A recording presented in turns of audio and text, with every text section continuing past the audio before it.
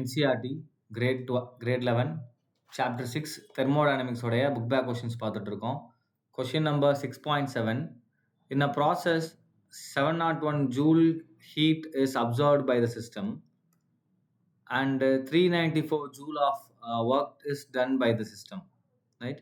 What is the change in internal energy for the process அப்படின்னு கேட்டிருக்காங்க. So அப்போ கேட்டது டெல்யூ ரைட்டாப்பா. ஸோ டெல்யூ கேட்டிருக்காங்க. நமக்கு டெல்யூக்கு என்ன ஃபார்முலா தெரியும்? டெல்யூ that is equal to Q plus W அப்படின்னு தெரியும் ரைட்டா. அப்போ Qவோட வேல்யூ பாருங்கள்.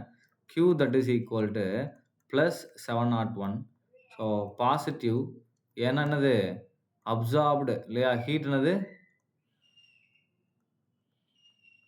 Absorbed by system, right.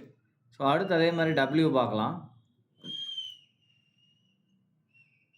W that is equal to work done by the system அப்படின்னு கொடுத்துருக்காங்க. So work done by the system. அப்போ சிஸ்டம் ஒர்க் பண்ணால் அதோட எனர்ஜி குறையும் இல்லையா. அப்போ W that is equal to minus 394 joule, right. So அந்த sign convention ஞாபகம் வச்சுக்கணும்.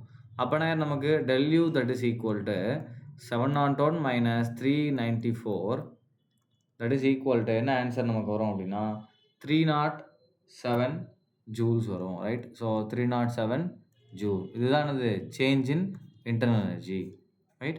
தேங்க்யூ.